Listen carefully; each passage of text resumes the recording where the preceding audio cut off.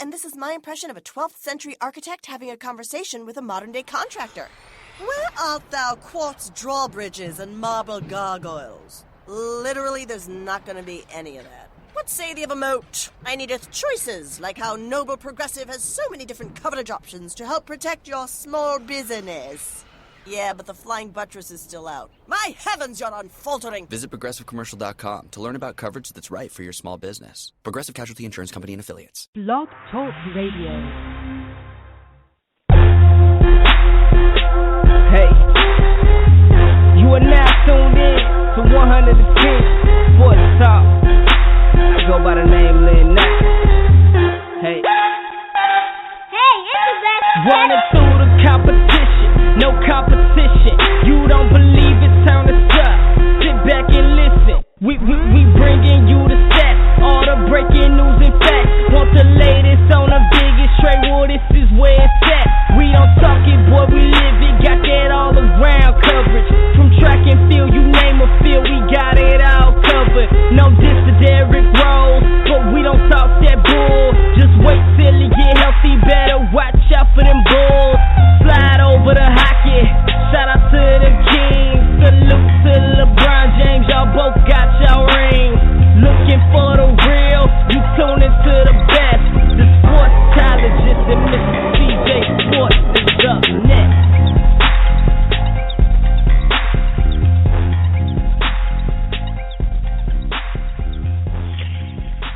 I want to welcome everybody to the 110 Nation Sports Show. I am your host, Mr. CJ Sports. You can follow me at CJ Sports 1. You can follow the 110 Nation at 110 Nation. Glad to be here on this Tuesday night, the number one night on this 110 Nation Sports Radio Network. Glad to be here.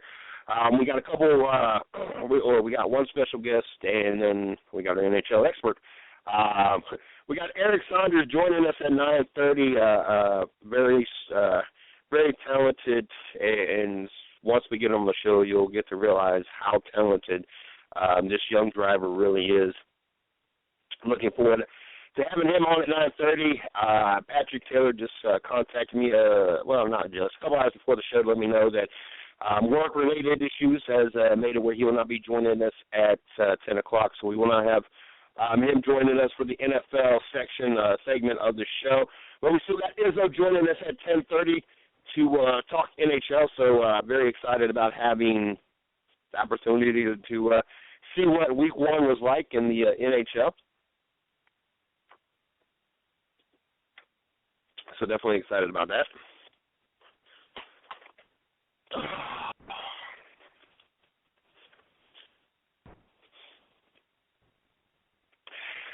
If you've not checked out our website, go over to www.the110nation.com. Check us out over there. Also, if you've not checked our blog site, go over to www.the110nationsports.com and check out all the latest articles we have coming out over there. If you've not followed us on Spreaker, make sure that you guys log in. We have many links to get you over there, or you go to Spreaker.com and find the 110 Nation Sports Radio Network. We need 100 followers in order to, one of the things we need to get accomplished to get on the iHeartRadio network. And there are just too many people here between Chris Creighton and Steve Billmeyer and Izzo and Patrick Taylor and Shorty and Miss Lee and everybody else that is involved with the 110 Nation. There's too much going on, too much hard work for us not to get on the iHeartRadio network, not to get us on a even bigger national stage. And so if you could, please go over to the iHeartRadio network, over to the, drawing a blank. Go over to the Spreecast, over to Spreecast.com, and make sure that you guys follow us so we can knock that off our checklist and be able to hopefully get on the iHeartRadio network. Saw a couple things earlier today I wanted to throw out there real quick before we get into all the rest of our topics. Bills quarterback Tyrod Taylor suffers MCL sprain, could miss multiple games. I'm really glad now that I picked the Cincinnati Bengals over the Buffalo Bills. Now, what was already going to be a pretty decent game for the Cincinnati Bengals just got really simple with E.J. Manuel now taking back over the reins, and we know how horrible that all went the first time around. So, Bills quarterback Tyrod Taylor suffered an MCL sprain during the team's victory over the Tennessee Titans on Sunday. The issue reportedly may force him to miss multiple games. Jason La Canfora of CBS Sports report the injury occurred on a horse collar tackle against the Titans and could force Taylor to miss multiple games. Tennessee linebacker Zach Brown was penalized 15 yards for the tackle, and Taylor returned to the game to lead the Bills to a win after briefly exiting. Early Tuesday, the Bills announced the signing of Josh Johnson, who had recently spent time with the Indianapolis Colts to serve as an insurance policy, who would serve as backup to E.J. Manuel, or possibly a starting role.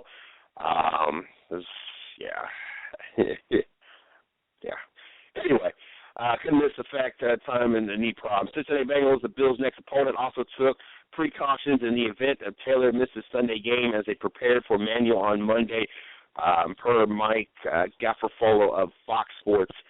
Tell you what, Cincinnati already looking pretty good. Now your week just got a lot easier.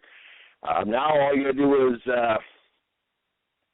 prepare for an E.J. Manuel-led Buffalo Bills. You know, that's like, and I know that I'm not saying that Taylor is in the same class as Tony Romo, but it is kind of like you go from Tony Romo to Brandon Weeden or even Matt Castle. It's kind of what you're going from in the equivalency, going from Taylor to Manuel. As Manuel has just been garbage and overrated, and it blows my mind that they wasted a first-round draft pick on a busted Florida State Seminole quarterback that never did anything. But that's Buffalo for you. And, it's the same Buffalo Bills that gave Ryan Fitzpatrick a ridiculous contract. 2013, Emmanuel played in 10 games, 58%, 9 interceptions, 11 touchdowns. Just wasn't really productive at all. 10 games, and you're averaging 197.2 yards a game. In 2014, he played 5 games and had 5 touchdowns and 3 interceptions. So, not a lot of expectations out of E.J. Manuel, I guess, for E.J.'s sake. I guess that's a good thing if nobody's expecting you really to do nothing. Then I guess you can't really let anybody down. So, but yeah, those that have not done the football picks this week, make sure you note that. And those for fantasy players, that Tyrod Taylor is not going to be starting for the Buffalo Bills this week. So that, and if you get a chance to, if you play in a league that's defense, you might want to pick up Cincinnati. We're bound and determined to see some interceptions. Also saw this earlier today. Sometimes athletes do not need a microphone in front of them. Absolutely, positively not. And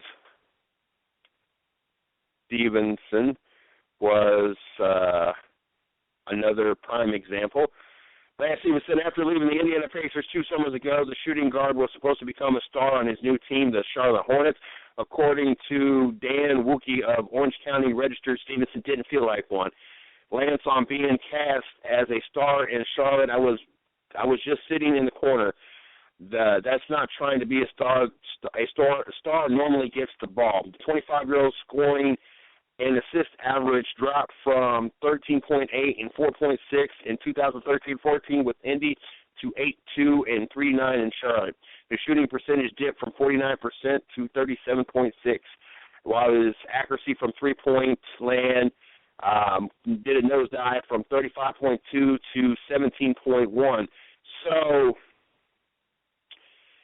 Charlotte's supposed to continue to feed you the ball, even though you kept getting worse and worse. You averaged 5 points less a game. You were averaging almost an assist less in a game, and you dropped 18% in your three-point range. Why in the hell would the Charlotte Hornets continue to feed you the ball and give you opportunities when you were missing those shots? And maybe if you took the game more serious instead of worrying about blowing in another grown man's ear, maybe you would have been taken a little bit more serious. But instead, you're a clown. You got treated like a clown. And then in the process, you became a worse shooter. But according to Stevenson now with the Los Angeles Clippers, he just doesn't fit the Buzz City mold. I think the way they wanted me to be a star isn't the way my game is. He told Wokey, with Chris Paul, Blake Griffin, and DeAndre Jordan wearing the same jerseys as him, Stevenson doesn't have to worry about anything regarding the word star. Lance Stevenson, you will never, and I mean ever, be a star on any team at all.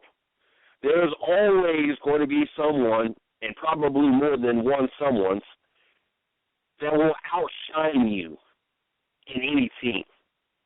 When you're shooting a measly 17% from three-point range, you will only be viewed as a joke, not a star. When you complain and cry about the fact that you weren't treated as a star, and you got less points per game because you're shooting worse, nobody is going to view you as a star. Shooting percentage, did 12%.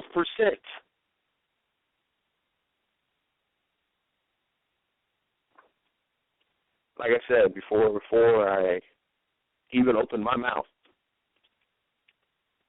on this topic,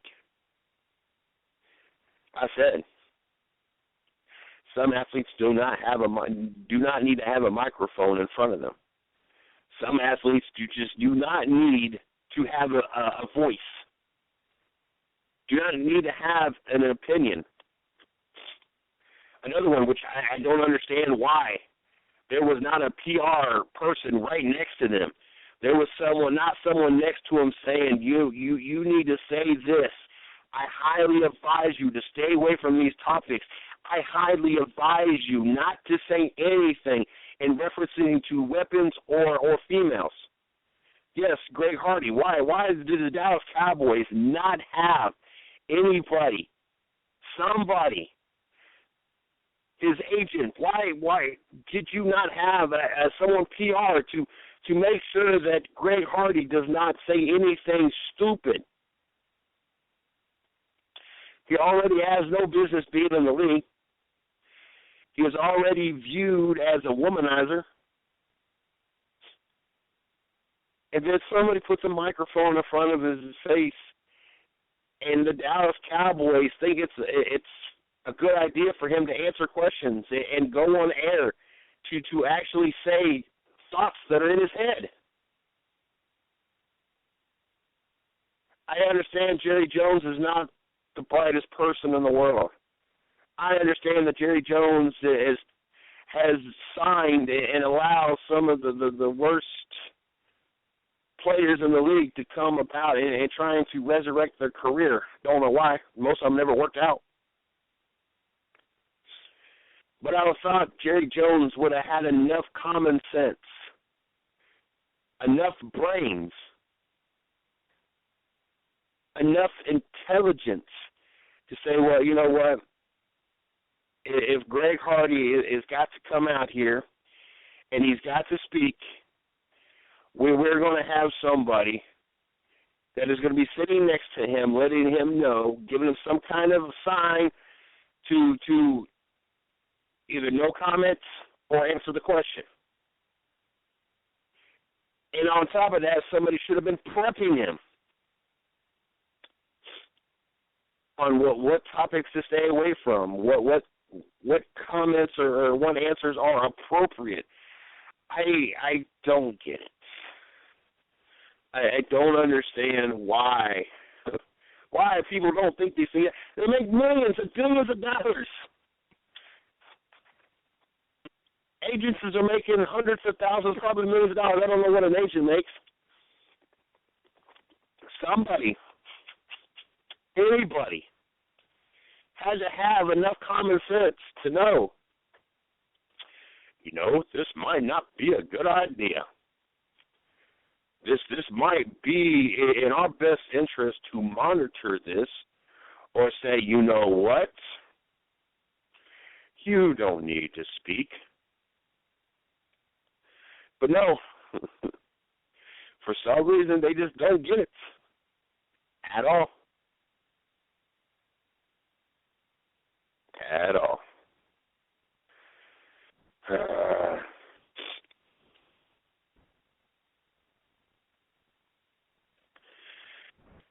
Lamar Odom fighting for his life. Just getting wind of this as well.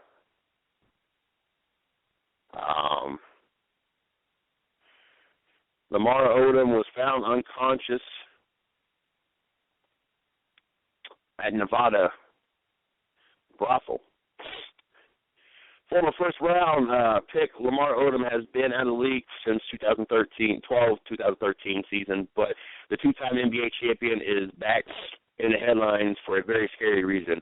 According to reports from TMZ, Odom checked into Dennis Hoff's Love Ranch South in Pahrump, Nevada on Saturday and was found unconscious in his room on Tuesday afternoon after partying for 3 days straight. Upon being found, Odom reportedly had fluid streaming from his mouth, which prompted the employees of the brothel to call an ambulance so that the former NBA standout could receive immediate medical attention. The reports indicate that Odom was using a herbal substitute for Viagra during this stay at the brothel. Odom was initially transported to Pahrump Hospital, where doctors reportedly amputated him, as according to TMZ, he couldn't breathe on his own. Per TMZ sources, Odom is being transported to Las Vegas in order to receive additional treatment.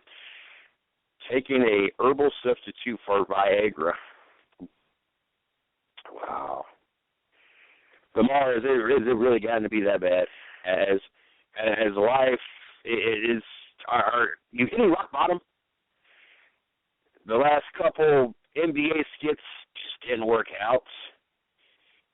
Then you go on a party and binge, and then you are found unconscious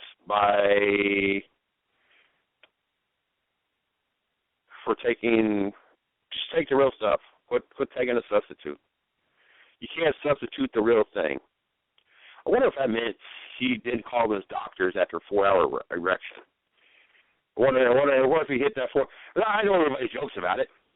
Everybody's like, well, shoot, if I take it and I have a 4-hour erection, I'm just going to go with it. I ain't calling no doctor. That was a 4-hour erection. What if he was one of those people that had a 4-hour erection and just blew it off and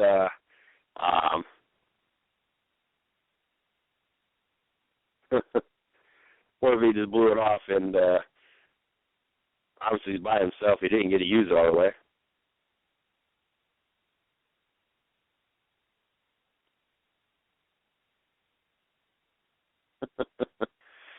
Oh, goodness.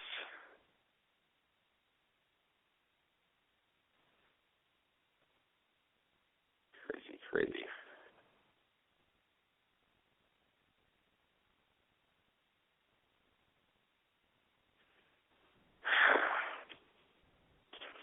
NASCAR returns to the Atlanta Motor Speedway February 26 through 28. Part of the 2016 schedule. Looking forward to hopefully getting approved for that. Usually they approve us for the Atlanta Motor Speedway. Just didn't get it in time this year for it. So, Sprint Cup Series runs on the 28th. Mr. CJ Sports' birthday is on the 27th, so I'm hoping that they bless me with an early birthday present by approving us to go out to the Atlanta Motor Speedway on the 28th. That would definitely make for a fun night. Fun, yes. I would definitely I would definitely enjoy the opportunity to be able to celebrate my birthday already being out at the Atlanta Motor Speedway, because I would probably take that Saturday and Sunday off and make a weekend out of it and then come back. And, yeah, most definitely. Chicago Cubs. The Chicago Cubs. They win. They're in. They're into the next round as they beat the St. Louis Cardinals. Knock out the Cardinals with powerful display. First home win in postseason ever. That is crazy to know that that is their first home win ever. Win it in 4 games, 3 more homers after 6 the night before, 9 home runs in 2 games. Tell you what, the Chicago Cubs getting hot at the right time. And I don't know if anybody else has been paying attention to Facebook, but yes, I'm not so much a fan. Well, let me rephrase that, because I'm a big fan of the first one. Remember Back to the Future? They predicted that the Chicago Cubs would win the World Series this year, 2015. So a lot of people are really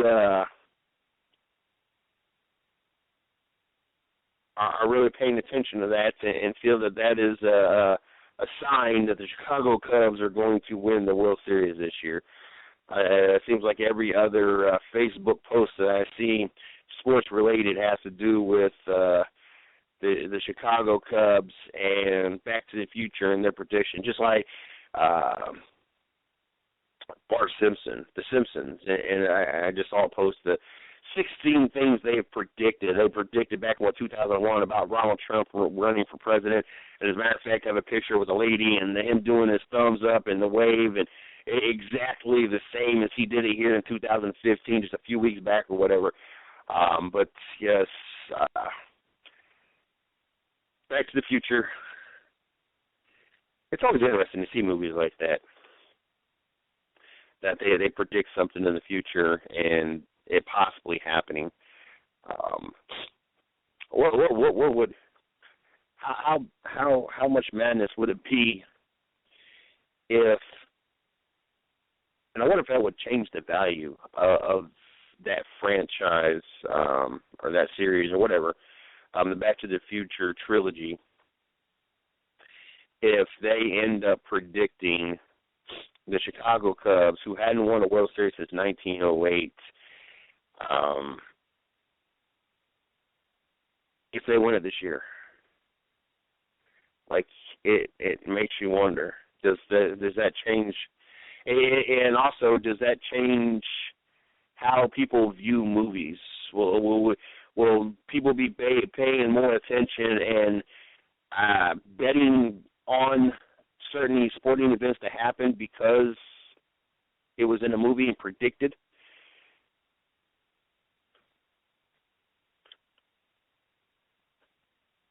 I don't know. It would be cool. I'm being a fan of Back to the Future. Actually, that was, the second one? It wasn't the first one. The first one, he actually goes back to 1955 or whatever. That's the one I really love.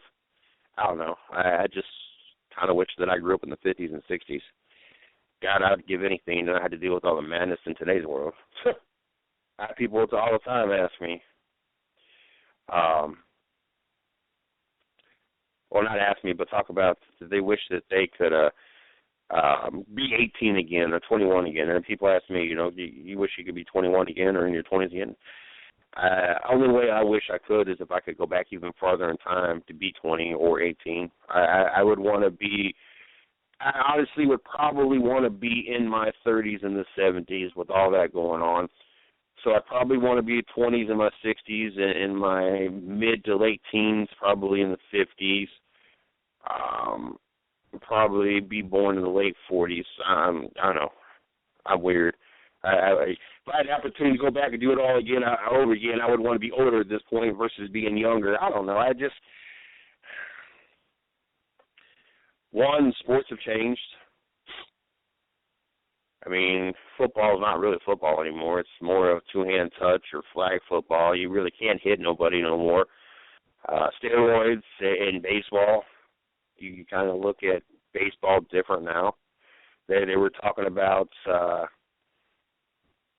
we see more people striking out, or more people with more strikeouts or something like that in every year than we did for the longest time in baseball. They took being struck out serious back in the day. Now it just, oh, well, I struck out. So it's different. NASCAR obviously is different. I mean, every sport has changed a lot, and a lot of those things that my father or my father's father or my mother or my mother's father, they got to enjoy a sports era that, I mean, to grow up and watch Jim Brown and to watch O.J. Simpson and watch the Steelers and the Cowboys and Vince Lombardi and watch the greats, Jerry West, Kareem Abdul-Jabbar. I mean, just to watch Babe Ruth, Mickey Mantle, Joe DiMaggio. I mean, could you imagine Richard Petty in his prime instead of, I got to watch Richard Petty, who never won a race. When I watched, I can't remember when his last race was that he actually won, but I don't think I was old enough to remember any of them. Hell, most of the time I was lucky to see Richard Petty even finish a race. I mean, if I had an opportunity to go, do it all over again or be a younger age, I mean, that's just the sports side of the house. Don't get me started on the government and the garbage we got in office now and where that's gotten us, and the world issues that we have now, and how we're pretty much no longer a powerhouse. Everybody just kind of views the United States as a joke at this point, and you can take offense all you want to it and be upset with what I say. I'm proud of the military, so I feel I did my time. I'm entitled to say what I want to say about it. And once upon a time in the 80s and 90s, we were actually viewed as a powerhouse, and for the last almost 8 years, we've been viewed as a big joke. I think the biggest thing that aggravates me, especially at work, is people, and I'm getting off a little off topic, that's because we're getting ready to get our guest on here in just 1 second, but I have no problem with government aid. In other words, I don't have a problem with, if you're not making enough, I have no problem with you being supplemented so you can survive with food stamps. But when I work at a convenience store and I see the food stamps being used to buy munchies because you're getting high and drunk, so you're in there buying overpriced chips, overpriced candy, overpriced drinks, not going to the grocery store and actually putting groceries in the house, which that's what it was intended for. And then on the flip side, they got the food stamp cash side of it, so you can just buy your wraps, your blunts, your cigarettes, and your beer with that. I mean, what's the point of having a system? And then you're talking about worrying about Social Security running out, but we never even hear about the possibility of welfare running out. If anything should run out first, it should be the welfare, not the Social Security that we're actually putting money in and people actually working provide a way to retire when they get older. Like I said, don't get me started. I just know if I had an opportunity to go back, I would want to probably be born in the late 40s and go from there. And the stories I would be able to sit here doing this just on the sports side of the house would make it worth my while. But, yeah, how insane would it be if Back to the Future got it right and 2015 the Chicago Cubs become the World Series champions? I tell you what, that would be insane. And I wonder if anybody, because of that movie, put money down at the beginning of the season saying the Chicago Cubs would be the World Series champs. Not just because they're a fan, but if there was anybody out there, I would love to know if there was anybody out there that put money down just because of that movie, just because they either wanted to see it come true or honestly felt that it would come true. But how insane would that be? And I wonder what the odds were going into the year and what the payoff would be in that scenario.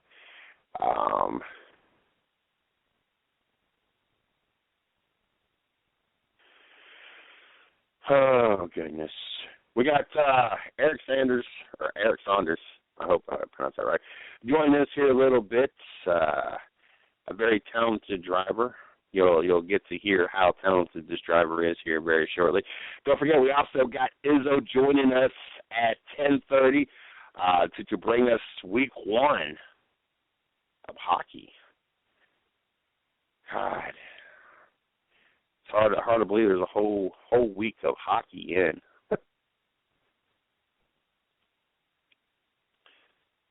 I can only imagine what it's been like for Izzo this week. I know it's like when NASCAR season's back around. I know what it's like when NFL season gets going. I tell you what, it's crazy to actually live in a household that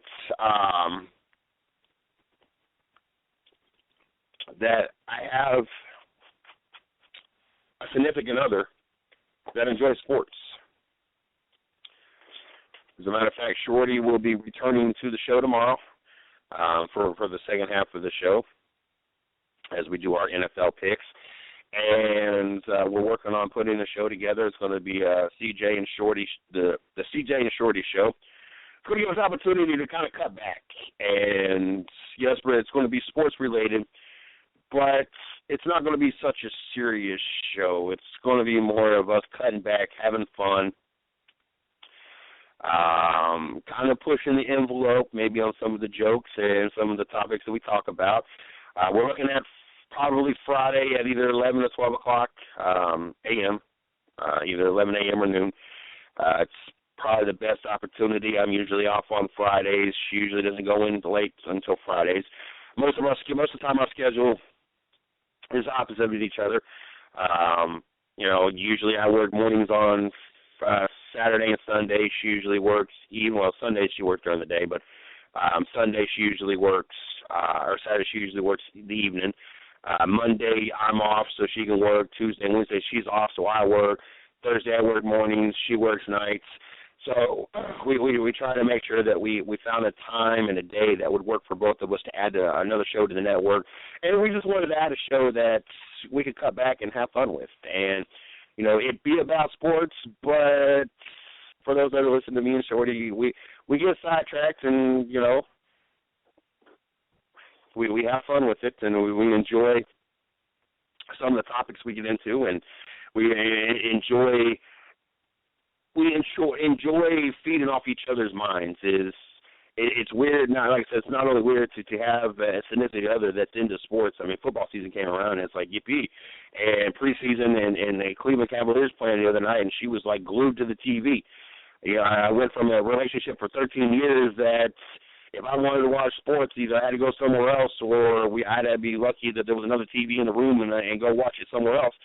I got someone that kind of makes sure and kind of bullies the fact that there is going to be some kind of sport on TV.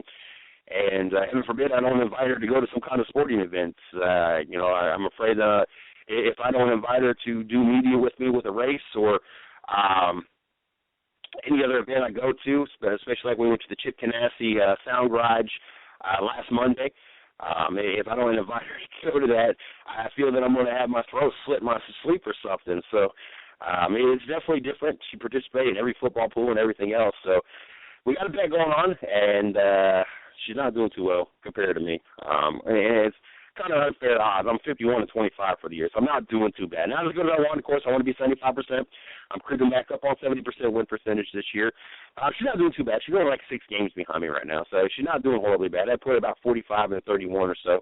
So she's not having too bad of a season, but not nowhere near. And it's going to cost her. And she came up with a bet. She came up with the terms, so I went with it. I'm not going to complain.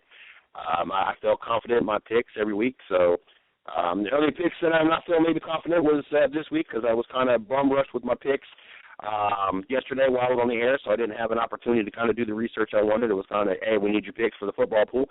So that's kind of went with it. I think that I'm going to stick with what I picked. I'm going to look over one more time, but expect us to have a show on Friday. We were we had a show, Fly Ball Fridays, and he went for 2 weeks, and that was the extent of that. So I've been wanting to have a show back on Friday, and I didn't want to commit to Friday nights because, heaven forbid, we actually had on Friday night off, both of us, and we actually be able to do something. And plus, with the media coverage, sometimes I got to leave out on Friday night. So we did something. I wanted to make sure it was early Friday. So look out on Facebook for us to post a premiere, I don't know what word I'm looking for, of Shorty, CJ and Shorty, the CJ and Shorty show, and just expect a good time. Us cut up, have a bunch of laughs. Like I said, kind of push the envelope on a couple topics. There's a few topics out there that I try to be more neutral about with the 110 Nation Sports Show, and then, of course, on Racing with Big Sweat and any of the other shows, Rubbing and Racing, and Monday Morning Quarterback, because, those are what they are. But this gives an opportunity to come back. We're going to do a 1 hour show. We're going to see where that takes us. And if it ends up being a popular thing, obviously we're going to keep rolling with it and possibly expand into another day. But right now we're just playing on one day, Friday, so make sure you guys check that out. We got Eric Saunders in the studio. We're going to get him plugged on, a very talented young driver. To say talented is really an understatement. Once you get to know a little bit about his story and a little bit about him, you'll understand how talented this driver really is. Without any further delay, though, let's go ahead and get Eric on the show. How are you doing tonight, Eric? I'm doing great, man. Just down here in Andretti's in Atlanta. They just opened up a new go-karting place. It's pretty amazing. Oh, that sounds fun. It's been a long time since I've been go-karting. I really need to get out there and do some go-karting. I was in Gatlinburg about a week ago, and, of course, on Pigeon Forge side, there's a bunch of go-kart tracks. But, of course, we picked a weekend that it rained all weekend long, so we really couldn't get out there anyway. But I love some go-karting. Have you done go-karting professionally at all? I have. I mean, I've just messed around with it. I mean, not really, not really too much of it, but just kind of just dabble with it. Gotcha. Before we jump into this, like I do with every guest, I want to give you an opportunity to plug yourself. In other words, your social media, team websites, sponsors, anything you want to throw out there real quick. That way the fans and the listeners get an opportunity to know you on more of a personal level and keep up with your season and career. I have Twitter at EGS349, Facebook at Eric Saunders Racing, and that's about it with social media stuff, but I have so many people behind me. I have Sweet Manufacturing, Tony Stewart Racing, Spike Chassis, Hoosier Racing Tire. There's just so many people, that's been behind my whole program. I mean, there's just, I can't even name them all right off the bat, but there's a ton of people that's been behind my racing. Now, at what age did you get into racing, and what did you actually get into first? I got into motocross. I raced professional motocross for a while. It was like 2 years, but I mean, when I was 5 years old, I got into pro motocross, and Tony got behind it right away, and it just kind of blew up. And in 2010, I had my accident that left me paralyzed from my chest down, and then I got into race cars, and that kind of, I did it for fun, and I didn't realize what I could do, and ever since then, it just really blew up.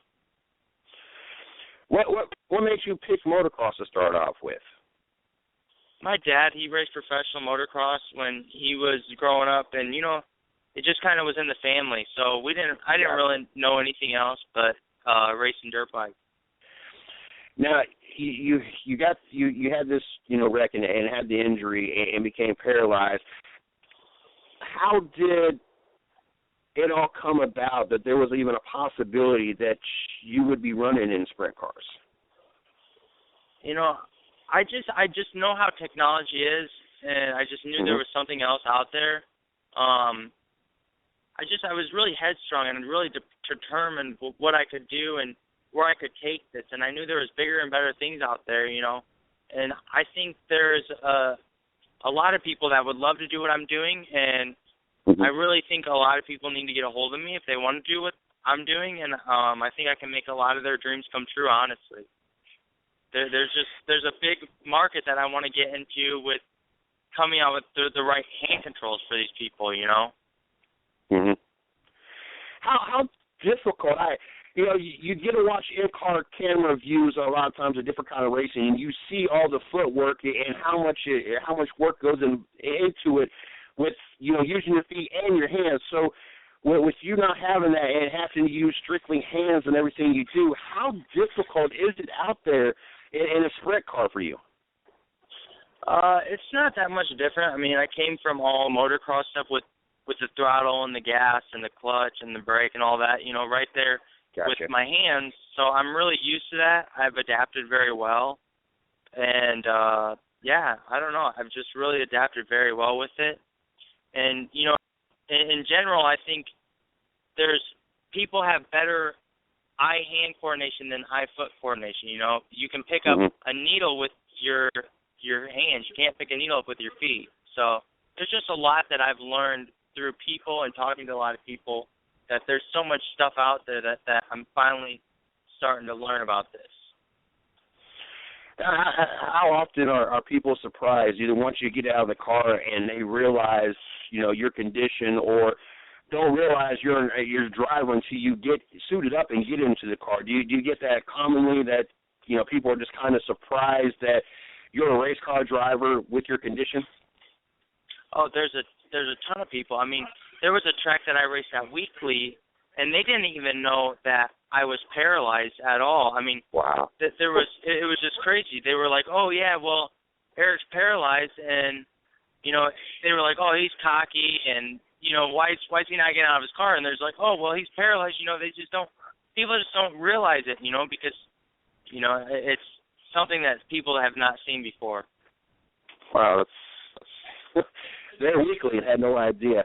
I know because of the unfortunate incident that happened with Kevin Ward, Tony Stewart gets kind of run through the mud a lot, especially in the Sprint Cup series, the Sprint Cup talk world. A lot of people don't get to know the real Tony Stewart, and myself and Steve Billmeyer. And I don't know if you know who Steve Bill. As a matter of fact, you're part of their group, NASCAR and other racing. We had this discussion with his retirement coming up, that we would hope that people would get to know the real Tony Stewart, and he would be remembered for the things maybe he does off the track, because he does a lot of things off the track. How much is there to Tony Stewart that a lot of people don't know that you actually get to know? There's a ton. Tony gives back more than anybody that I know, and, he's going to help out short track racing after his retirement more than anything, People don't realize it, but it's going to help short track racing in general. I mean, it stinks that he's retired, but it's crazy. And it's just, Tony, there's so much stuff that people don't know about him at all. It's just him giving back and him helping somebody that is in a less fortunate situation than, him. There's so much that he does for people. If you would have never had this accident, do you think you ever would have gone to four wheels, or do you think you would have stayed in motocross? I think it would have took time for me to more or less, I don't know, because I didn't really race. I got into a race car, and I just tried it, but I didn't know what I wanted to do, but I don't know. I wasn't mature enough to really realize how much potential I had in a race car, My dad actually, people don't know this about my dad, but my father has worked at Hoosier Racing Tire for 33 years or 32 years now. And he's very well known in the racing industry, but my dad was like, man, Eric is really good, and I was only 13 years old, and he just knew that I had a lot of potential in the race car, but I just didn't want anything to do with it, So I don't know. I would have dabbled in it, even more once I would have kind of grew up and matured, but I was so focused on where I was going with motocross. I don't know if I would have. So it's hard to say. How difficult was it for you to learn how to drive a sprint car? I mean, those are not the easiest, even just for, nobody that, doesn't have any kind of, and I hate to say condition, but, you know, not being paralyzed, it's still a hard car to adapt to and learn how to drive. You know, going in this corner sideways and the little window that you got and everything else. I already know it's a difficult car to drive and learn with the weight and everything, but how difficult was it for you to, you know, go from motocross to drive a sprint car as it was? It was all new learning, you know, experience for me. It was insane, you know. People don't realize how much, you know, horsepower that one of those things have. I mean, those things you can't compare it to anything that's out there, you know. But it was all new for me to learn how to drive. Is there any thoughts of trying to race other cars, take the technology that you guys have to make it where you can run the sprint cars and possibly take that into other types of cars or different levels? Oh, there always is, you know. It's just there's about with marketing and getting the right people and partners behind me to take me financially up to that level. I mean, that's the thing with a lot of racing in general. I mean, it's financially people can't do it. I mean, racing in general is expensive, and people, they would love to do that, but it's just so hard financially to get to that next level. Do you think the sport is ready for that? And you know, I hate saying it like that because it sounds like, you know, I don't know how it sounds, but I just know that, you know, the females in the racing, it took a while for the sport to be ready for. Having, you know, different nationalities in the sport, it took a while. You know, so anything outside of the traditional white driver, redneck kind of stereotype, and I hate to say because I'm a NASCAR fan since the early 80s. Like, that's my number one sport. But, you know, it's taken the sport a while to kind of warm up to different things when it comes to racing in the sport, period. Do you think that this sport is ready for one more change like this? Oh, I think any sport is ready for a change. I mean, there's always not only improvements, but there's different things that different sports need to see. I mean, it's just all about, you know, branching out and making it. Not only that, it will make the sport, you know, that much more known because, hey, whoa, there's somebody that's in a wheelchair doing this. You know, there's just so much stuff that people are missing out on and seeing in day-to-day life. I mean, because a lot of people, they think that, you know, oh, well, you're in a wheelchair, you can't do this, you can't do that, and they always kind of put me down. It's like people don't know me, you know, at all. I mean, they don't know what I do. I'm not the type of person that talks what I do, but I love being able to, if I ever do go out, I love to tell people my story and what I'm doing and how I can inspire people and how I can, you know, just there's so much stuff that I can do in my life and make somebody in my situation more motivated and more, you know, determined to do what they want to do in their life. So it's awesome. Now, when this injury happened, was it right out the gate you knew that, okay, I can't do this, but, you know, there's a possibility of this, or did it take you, you know, a little while to kind of work yourself up to you know, there's other options out there, I could possibly do this or possibly do that? There wasn't really much, but my buddy, I don't really want to say buddy, but somebody that I knew, his name's Ricky James.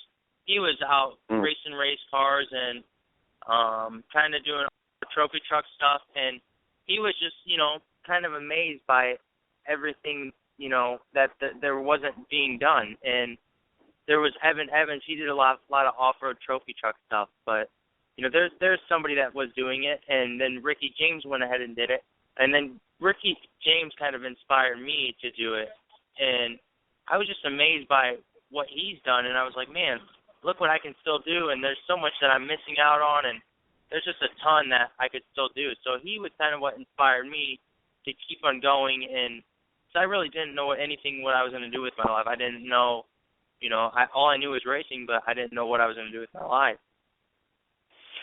Got you. How's your racing season been so far this year? It's been great. You know, I got 6 feature wins this year.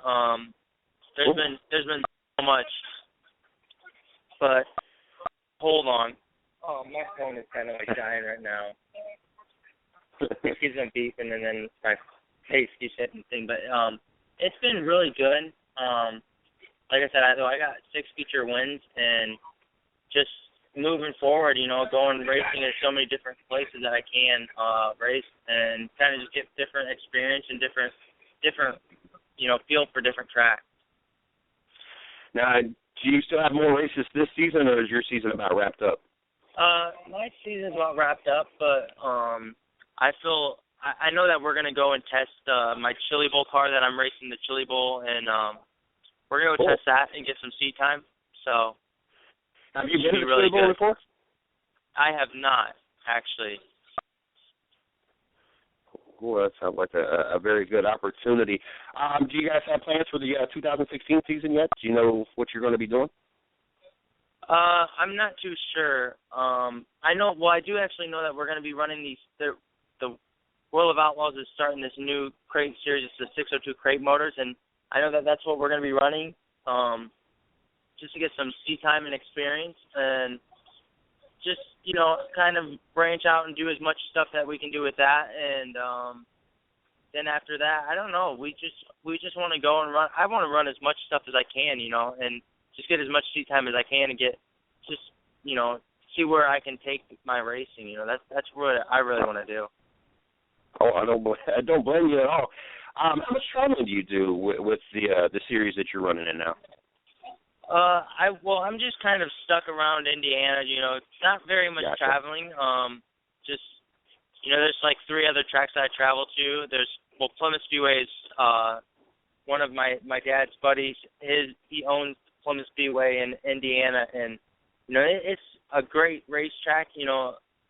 There's a lot of improvements that he's going to be making to the track, and just to make it a better racetrack. And I travel to a couple different tracks, but next year I want to travel as much as I can and just get more experience at different tracks and different places, and kind of just help get my name out there. Have you had the opportunity to run at Eldora yet? I have not, but I would love to. That's one of my spots that I want to go and run. I want to run the 4-Crown. That would be definitely a dream of mine. I think anybody, even just as a racing fan, would love to. Hell, I would love to, and I've never even been in a car. Just the history behind that track and what Tony Stewart and all of them have turned that track into be. It is like one truck race that nobody misses being a race fan at all now. Not to mention everything else that goes on there. How hectic is your week with everything that you had to do race-wise and then your personal life? Is it a pretty hectic week for you? Oh, it's unreal. People have no idea. I do 2 days of therapy, just to keep my body strong, keep my just everything strong with, eating right and just training, keeping myself in shape, and people don't realize that, but, that's what I have to do to be, in my situation. I don't really mean it as in to be, but, I don't really have a choice, but, just stay in shape and treat my body, right, and, there's just so much stuff that I have to do and getting the car ready. We spend 3 days or whatever out in the race shop, and people don't. If you want to win races, it's one in the race shop. Before you even get to the track, it's one at the race shop getting the car ready. So. Oh yeah. There's so much stuff out there. Yes, I most definitely agree. I have a lot more respect for those drivers that are out there during the week working on their cars and at least participating in prep work versus, Steve's mentioned many times he's known drivers that they'll show up 5 minutes before a race and they'll run the race and then get out of the car, and that's the extent of what knowledge they have of that car. And I just couldn't imagine if I was a race car driver not having some hands-on. I'd want to know what's going on with my car. And if I'm going to be out there doing, the speeds that you guys will be doing with the horsepower, I would want to know. I'd want to be a little bit more personal with the car than just showing up, turning a few laps, and then going home. Oh, yeah, for sure. It's just people have no idea what goes into, behind racing in general. There's just so much time that people have to spend on race cars. For me, I have Dave Weiss, that he ran a lot of CRA stuff, and he's my main crew chief, and that guy has taken me to different levels of racing. He's just so, and like I tell everybody, he's like the crew chief behind Donnie Trucks. They've been together forever, and it takes a long time for a crew to work like Donnie Schatz and his whole crew, because they've been together forever, and people don't have that in general. And if you don't have that, I mean, you can't. It's hard to adapt to something like that, So he's like everything behind me, He really is. I mean, it's more than just me racing. It's him as well. There's just so many people behind my whole deal and my whole racing. Was it hard to find sponsorship with your condition when you switched over into sprint cars? It was just because people they've never seen something like what I'm doing, Yeah. But I try to help as many people as I can out as in corporation and sell product and do whatever I can for their business, Yeah. There's so much stuff behind, with marketing me as my I don't like just as my brand and myself, and just being able to help them out as a corporation, and there's so much stuff that people, I believe in myself that I can sell myself, and there's just a lot that I believe that I can do. And what I really want to do is during the Chili Bowl Nationals is I want to branch out and start my own foundation and help give back to people that are going through my situation, because I know how hard it was to go through what I went through. So that's really cool. And you don't always get people that appreciate the opportunity they got, but also give back. We had one driver, Dylan Martin, comes on, and it seems every time that I turn on Facebook, he is helping the Shriners Hospital do this or do that, and I think he just turned 18 years old, and had seen him for 3 years now, just constantly doing stuff to give back. It's just really cool, because you don't get that with everybody, especially with athletes. And then you got those athletes that if they do it, it's more of a publicity thing for them and kind of a requirement in their contract, not something they genuinely want to do. And that's why I hold a lot of respect for Tony Stewart.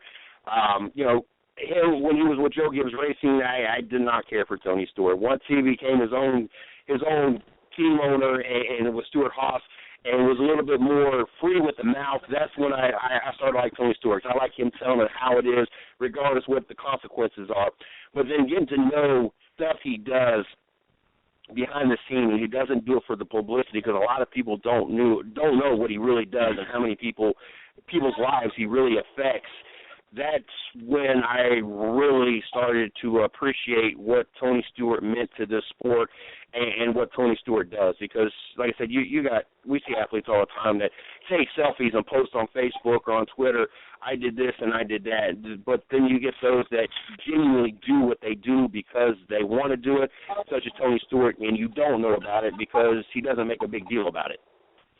Yep, exactly. There's people have no idea. You're right, and I wish people did. I mean, I really do. Yeah. If they only knew, it would be unreal. But yeah, it just stinks that Tony doesn't get the publicity that he does for doing what he does for not only the sport but people in general. I mean, he really there's so much that he does do, and I wish people even had the slightest clue that how much he does.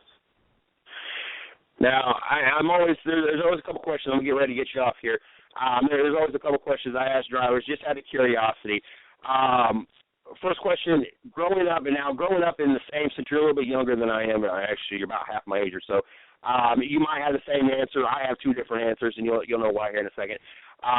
But growing up, what was the driver you idolized, your all-time favorite driver?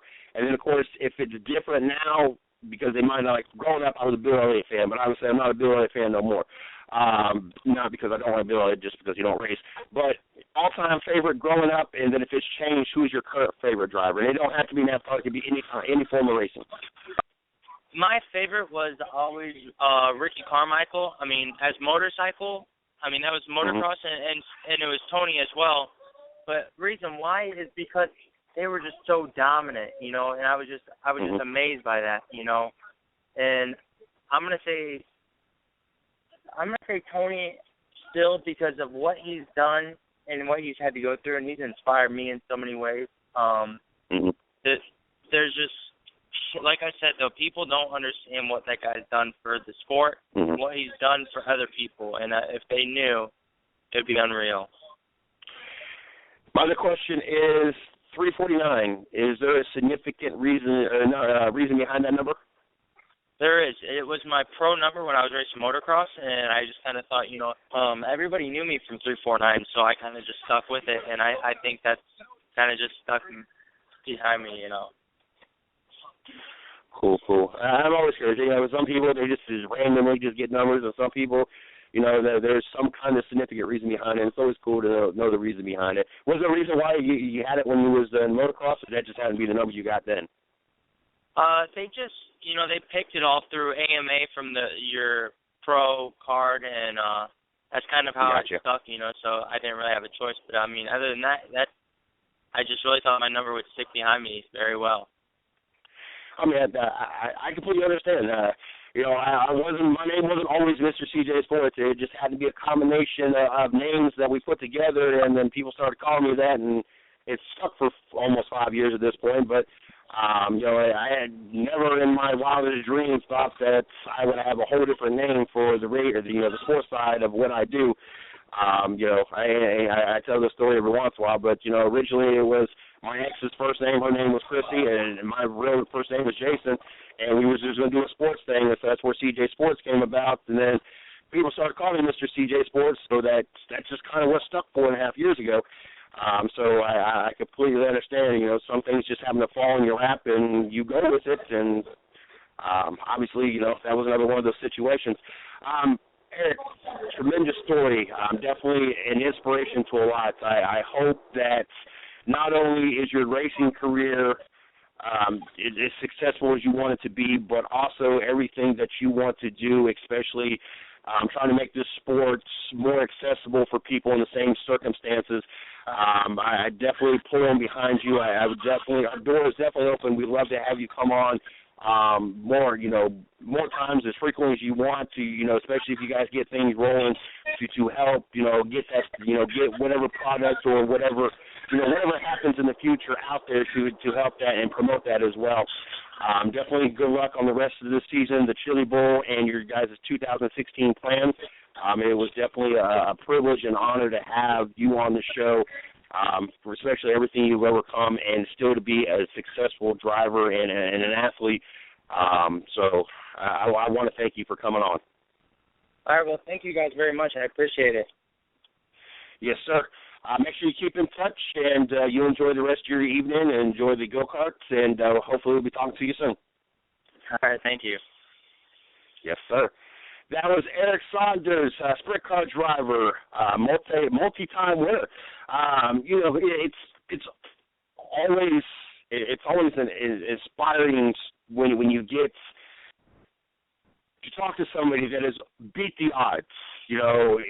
For the longest time it was having the females come on, and they beat the odds. You got females coming into a male dominant sport. You still, even today, have people look down on female drivers and, say what they want to say and say what they will. Now you got some of the most talented drivers that we get to see on a week-to-week basis be females.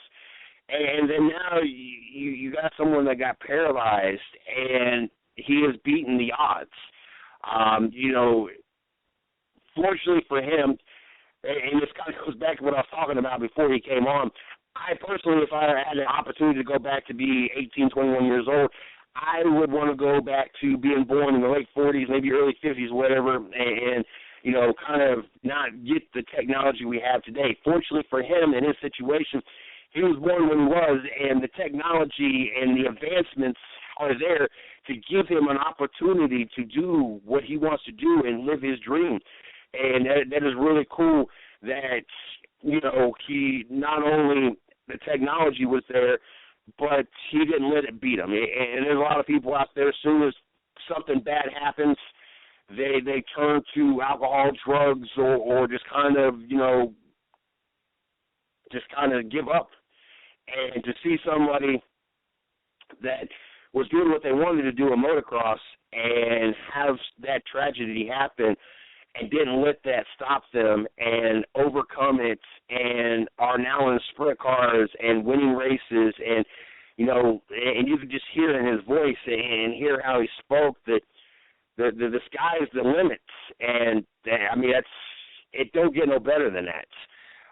You know, and to, you know, to see him be able to appreciate what he gets, I think that really pisses me off a lot of times when you get these drivers or athletes, period, that don't appreciate what they have. Yeah, and I think that's part of the reason why when I see athletes hold out on contracts, especially like Chancellor with the Seattle Seahawks, who'd already had like one or two contracts redone, and he's still crying and complaining and moaning about making more money, even though they've already redone his contract. Shows me he doesn't appreciate it. He doesn't appreciate the opportunity he's been given. He's just more about worrying about getting that paycheck, and that's the extent of what that's skin deep is all he is. But when you get athletes on the show that truly appreciate the opportunities they are given, and I'm not going to say given, because obviously, especially in Eric's situation, he had to work really hard. He had to condition himself to be able to do this. He had to, the technology and the investing to make this an opportunity that he can do. And then to go from learning how to drive two wheels to not only driving four wheels, but to do it successfully. That says a lot. And he's not getting $1 million paychecks, and he's not getting multi-million-dollar deals with, you know, professional this or professional that. I'd be willing to bet that his working with the same shoestring budget as almost every other race team out there, especially that it doesn't involve Hendrick Motorsports or Joe Gibbs Racing or whatever, you know, the top tier up there. I know they're living comfortably, but you know, how cool is it to have someone on there that didn't let all this beat them, that they overcome the odds and made the best of the situation, and it is, you know, living the dream. I mean, and not only that, how cool is it to get to know probably one of the most iconic drivers in our generation and race for Tony Stewart Racing and, you know, have a relationship with somebody like that. You know, it don't get no better. I've seen, you know, the articles, and Tony Stewart's been out there with him, and you know, and watched the videos with him, you know, winning this race and his, I believe it was his father in the interview. You know, I did my research. I actually did my research tonight, and there was a lot of cool things that I got to learn, and, you know, it really, you know, makes me applaud, and I already appreciate what I have going on. I appreciate the circumstances I am in. I appreciate that I am with somebody that is really my other. You know, to be you know, and I was talking about this before he came on, you know, to be in a relationship that I one, in my household, and I never thought I would have it this good, and, you know, I have told Shorty how good I know I have it. I pretty much get the final word. Whatever pretty much I say is the way it goes. And before anybody, oh, that's the way it shouldn't be, or, you know, should push over this, that, and the other. I don't take advantage of it because I know how good I got it. But more specifically, when it comes to sports, you know, if it is at all possible, if as long as there's food on the table and we got a roof over our head and there's electricity in the house, Shorty's going to make sure that whatever event's coming up, whatever media event I have, whatever, I get to go to it. If it comes down to, you know, we either get this or the cable's on and the internet's on, she's going to make sure that I have access to whatever stuff that I need for the sports stuff, whatever cable, whatever internet, whatever the case may be. And, you know, I never once would, I don't want anybody to think I don't appreciate what everybody does here at the 110 Nation and the opportunity that I get here to talk to such talented athletes. I never in my life would have imagined for 4.5 years now I would be sitting here talking to some of the most talented, most appreciative the most entertaining athletes in the world. I never thought. And you know, granted, we're not ESPN, we're not Fox Sports, and we don't necessarily get the LeBron James and the Michael Jordans and the Kobe Bryants on the show. But you know what? I'm not gonna say they don't appreciate it. I think LeBron really appreciates his situation now. If you would have asked me when he went to go leave Cleveland, did he appreciate what he had? No, he didn't, and he'll tell you he didn't appreciate it. Now he appreciates what he has. But a lot of those athletes that are on the big-time shows, they don't appreciate what they got. I reach out to them all the time. I reach out, as a matter of fact, I reach out to today alone, LeBron James and Josh McCown. Just, you know, I figure, well, you know, LeBron, a fellow Ohioan, but well, you know, he's taking selfies with kids, and yeah, I know I'm not a kid, but, you know, I don't, you know, you don't know until you ask. And Josh McCown, I mean, he's a journeyman. He's not nothing special. Yes, he threw for 457 yards this last weekend. It said a franchise record for the Cleveland Browns, but, I mean, it is what it is. But I reached out. I figured, you know, 5 minutes. Just give us an opportunity. What it's like to you know, the team turn around. Well, you know, we can saw a bunch of things out in 5 minutes. One, I find it to be very true that race car drivers, one, are more appreciative of their fans than any other sport. You know, me and Miss Lee and I, and I'm trying to get better with that. We've had this discussion many times. You know, we do feel bad that our show is so race heavy when it comes to our guests. Yes, we've had a few other sports guests on, but majority of our guests have been race car drivers. And, you know, we feel bad. We love having them on. And trust me, when we get the opportunity, we get other athletes on from other sports, we will expand to a 3-hour show. I'm just waiting, you know, one, it costs double the money to just go up 1 hour. I don't know why so much for 1 hour. You know, we will expand as we start to get more and more athletes on the show. But it's harder. I mean, and we like I said, we've had the discussion. Not that we don't appreciate all the drivers. We got Mason Mitchell coming back on the show tomorrow night. Third time we've had him on the show. He's going to be running the second car at Kansas. Of course, he owns the car owner for Austin Wayne Sell. Love having Mason Mitchell on the show. We've had him and right before he won the championship last year. We had him right before he won Iowa this year. Hopefully, this is a sign that he is going to win Kansas because we got him on the show right before he goes to Kansas. So, you know, that is what it is. I don't want anybody to think that we don't appreciate all the drivers coming on and we don't and anything like that. We just feel bad at times because this is an all-sports show.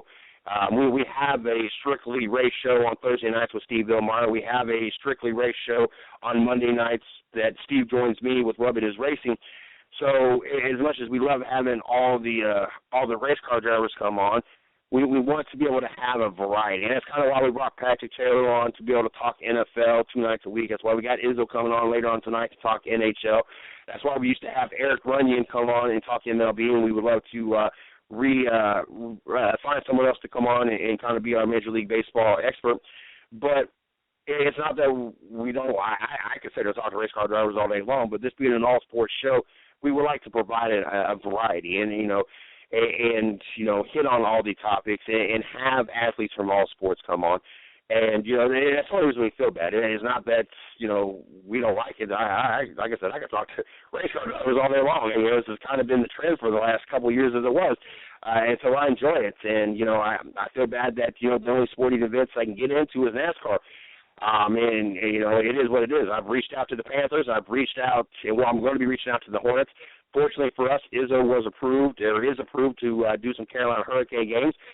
We're just kind of waiting on what games he's going to do and then go ahead and put in for those games. But they done approved us for it. They're going to do one game at a time, you know, one game at a time, and see if, you know, it's worth us being there to them. And then they're going to determine whether or not we get a full season pass or just a, you know, game pass here and a game pass there. But it's I don't know, it's a little bit more difficult. And so, you know, but I do appreciate, I definitely appreciate all the guests we've had to come on. You know, on average, we have about one guest a show, and actually, probably at this point, we're averaging probably about 2 guests a show. I'm counting the Thursday night show as well.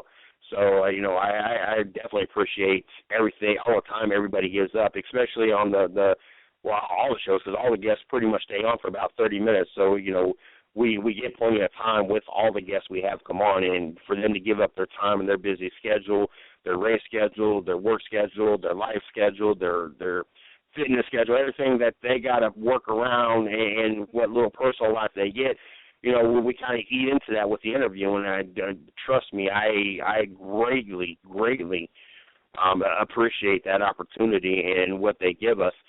But to have an opportunity to talk to somebody that really kind of opens up your eyes to how it is to overcome and beat the odds and not let it get you down and continue to move forward and inspire others. I hope that at one point I will have someone say, you inspired me to do this. I've had people come through the 110 Nation and move on to bigger, better things. I don't know.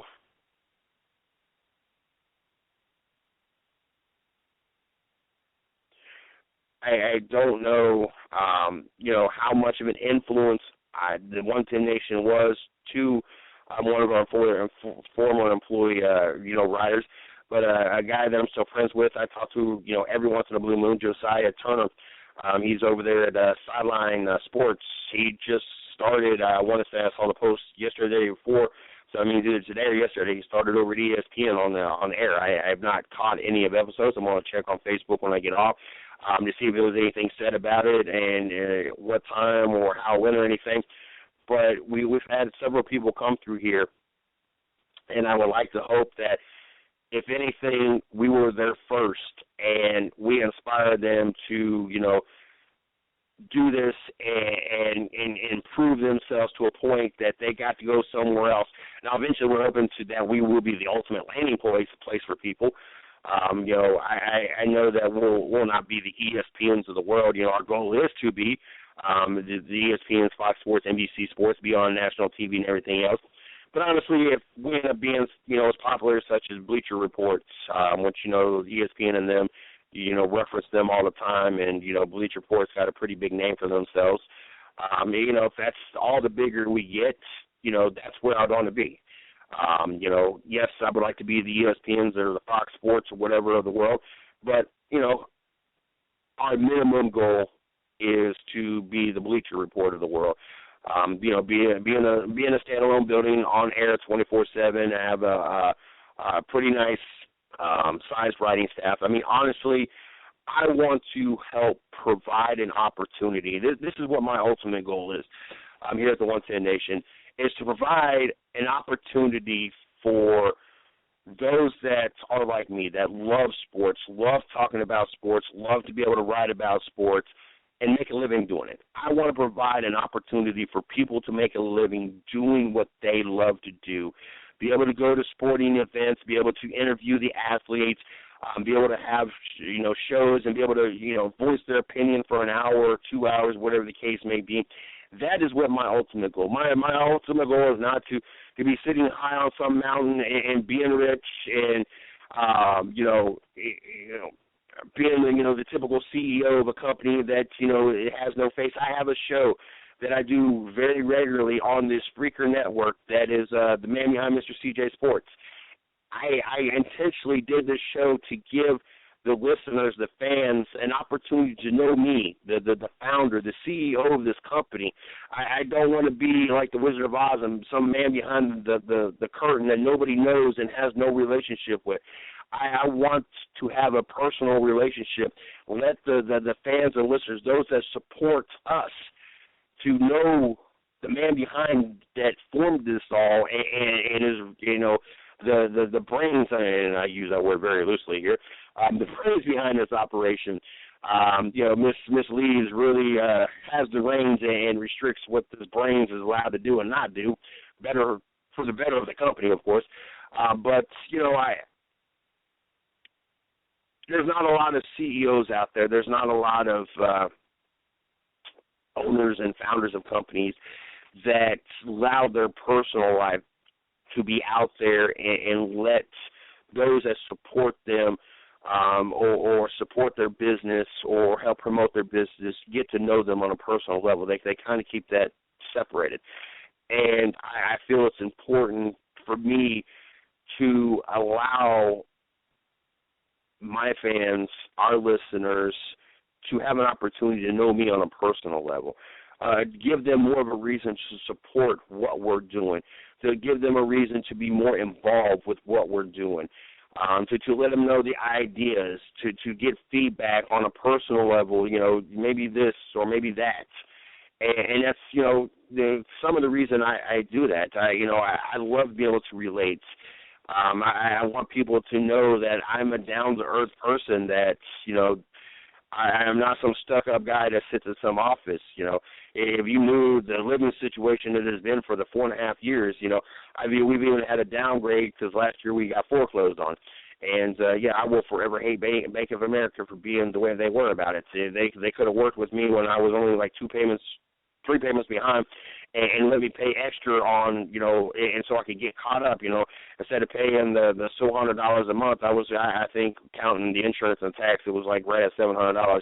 So instead of me sending $700, I was willing to send $1,000 until it all got caught up every month. And no, they wanted all the money at once, and to the point that the next thing you know, we're months behind.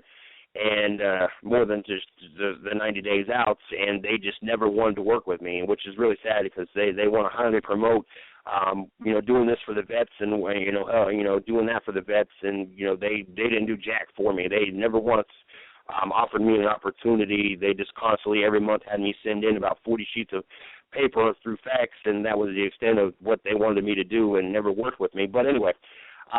To go back to the living situation we live now, and we don't have people come over. Shorty and I are very, very embarrassed of our living situation. It was just convenient and cheap, so we can get back on our feet, and we're still trying to work on getting back on our feet. And so I love having the opportunity to be more on a personal level and have an opportunity to let those that listen to the show, I look at it as if you got the time to invest into listening to our shows, if it be the 110 Nation Sports Show, Monday Morning Quarterback, Rubbing Is Racing, Racing with Big Sweats, the new show, the Shorty and the CJ and Shorty show, I should have the time to invest to let you know who I am, and so I use that show to basically talk about the last 4.5 years. Some shows we talk about the beginning and let you know how it was all formed and different things to what's going on now. I think the last episode was about this week, and it was in reference to last week's show or last week in my life, with going to Gatlinburg, going to the Chip Ganassi event, and supposed to be going to Charlotte. As a matter of fact, there was another episode supposed to be after that with the complications, and I had to redo it because I did it on the road and I kept losing signal or whatever. It bumped it into about 15 different 3-minute clips versus it being a 30-minute show or whatever the case was. But I was talking about the complications I've had, renting cars and everything else, and it seems like one issue after another. But, that's, originally this started out as an opportunity for me to supplement my income. I went from bringing home $790 a week to making $8 an hour, working 30, 35 hours a week. And so I had to find something to supplement my income. I work for a guy named Pete Reneo, owner of one of the Brooklyn pizzerias here in Fayetteville. And basically, long story short, in order to not pay me paid vacation that I had never took in 5 years, and the fact that he doesn't like black people, and I pretty much have all black friends and had a black crew and all black customers pretty much, but that had to do with the shopping center when it comes to the customers, he let me go. Monday morning came around and was like, look, I don't need you, drop off your key, and that's the end of it. Really no warning, no nothing in sight. And so, this really was just a way to kind of supplement the income. Then it turned into an opportunity to provide an income, a job for those that also have the same common interests as me and want to have a career in sports. And then it also turned into, and it's kind of where it's kind of a 50-50 split. Not only is the 110 Nation now about me providing an opportunity for a career for those that want to do this for a living. I mean, that's what we're working towards. It's also an opportunity for us to help foundations and charity. We help more than just me. We help the Cape Beard guys down here, and we've been involved with their autism drive and their can donation for breast cancer awareness and everything else. We have with the Dylan Martin Racing Team with the collecting the soda tabs for the Shriners Hospital. So, it's turned more into, it went from it being a way to try to supplement my income, which it never did. It's cost me thousands of dollars to do this in hours on top of hours, hundreds and thousands of hours, to it being about an opportunity, a way for me to help provide an opportunity for those that want a career to do what I do, but it actually be an income and actually be a real job, not just me doing it for free in my spare time here, and provide an opportunity for us to help charities. I mean, that's kind of where we've transitioned in 4.5 years, and I don't know why I got into all this conversation, but, I felt that there was something that I needed to talk about in between having somebody such as Eric Saunders on the show, leading up to having Izzo on the show. Don't forget, tomorrow night, we got 2 people joining us. We got Mason Mitchell at 9:30 joining us, and, of course, Shorty's going to be joining us to give us her NFL picks. Miss Lee did tell me that we're waiting on confirmation of another guest. I am not sure who that is. If it does become confirmed, it will be in the description and on our post tomorrow when I post the show. But there will be more than likely a 10 o'clock slot. So looking forward to that. If you're not checked out our website, go to www.the110nation.com. Check out all the latest going on in the company. And also, if you've not checked out our blog site, go to www.the110nationsports.com. We got Izzo joining us. You can follow him at 110 Puckheads. Make sure you guys check him out on Twitter. You can follow me at CJSports1. You can follow the 110 Nation at 110 Nation. You can follow Miss Shorty at Erin, that's ERIN_Anglin. You can also follow Miss Lee at CreedyRN, that's CREEDYRN. Also, if you're interested in coming on the show, if you're an athlete, part of some kind of athletic organization, some kind of team, no matter what the case may be, maybe you got a show or a site you want to come on and promote it and talk sports, such as we got Patrick Taylor on to talk NFL, or maybe you got some kind of charity or foundation you want to come on and promote it and let us help spread the word. All you got to do is hit up Miss Lee. That is EE_110nation@yahoo.com. Also, if you're interested in joining the 110 Nation, maybe you want to come on and help co-host the show, as we got a couple people that is interested in hosting the show and co-hosting the show. Hopefully we get those worked out. Or maybe you want to come on and write for the 110 Nation. We need a lot of help on the blog site. That was kind of talked into doing the blog site well before I was ready to do it. We had a writer, and that lasted about a week. But anyway, definitely looking for a writer or two to help us get our blog site up, or not up, but get back in the right direction. Or maybe you want to help us in the in-house stuff, such as help run our Facebook group, our Facebook fan pages, our Twitter, or maybe you're good with marketing, social media, PR. All you do is hit me at MrCJSports@gmail.com. And with that note, as I know that probably made Izzo chuckle there, we got Izzo, our NHL expert, joining us for the last 30 minutes of the show. Now that he's got to open I'm going to say most of the presents, because we're only the first week into the NHL season. We had him on last Tuesday night. It was Christmas Eve, and he saw what was about to happen. He saw the presents in front of him. Now we've got a couple of those presents open. We got it all season, so not all the presents have opened yet, but we've got 1 week's worth of presents open, and I know he's ready to show off his shiny new toys that he got to open. So without any further delay, let's get Izzo in the house. Izzo, how are you doing tonight? I'm doing perfect, Jay. Doing perfect. Watching hockey while I'm talking to you. Yeah, there you go. Was week one up to your expectations? Actually, yeah, it was. We did have our first successful coaches challenge and overruling on a play that resulted in a goal or having a goal taken away. So I was actually quite shocked to see one so quick. Watching the Blackhawks first overtime with the 3-on-3. Toby seems to be on board with it now. He said it's freaking awesome. So I was thoroughly enjoyed with the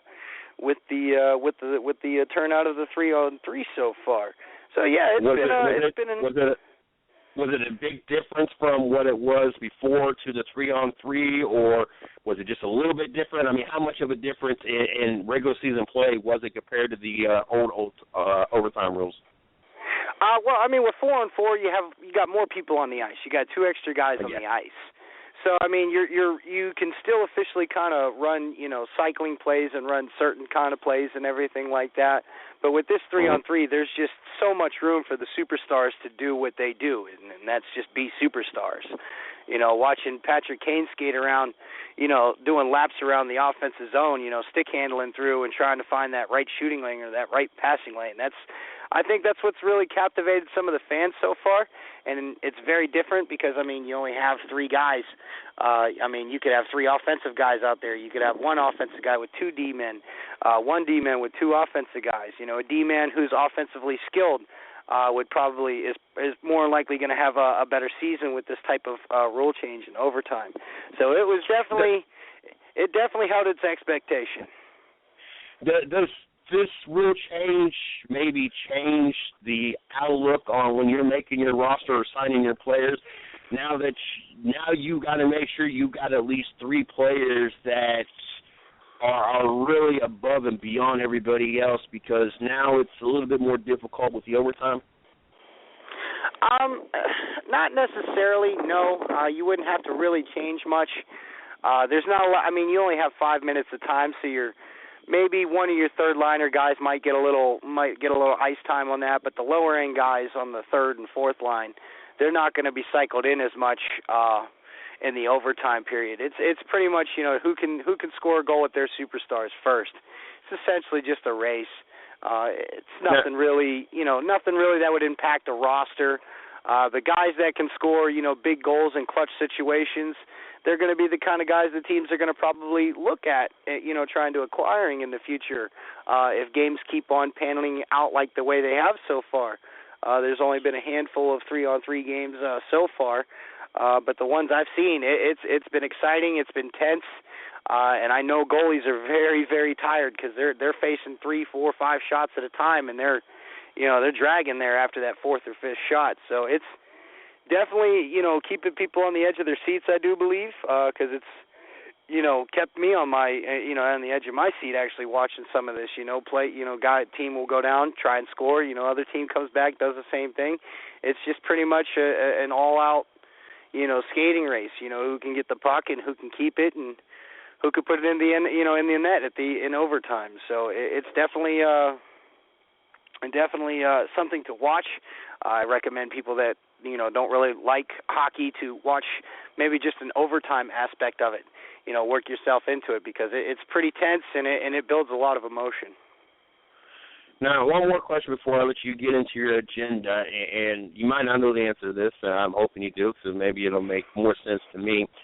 But you had me really hyped about my Columbus Blue Jackets, and yesterday when I looked at the standings, I saw them sitting 0-3. What's wrong with my team? What is going wrong?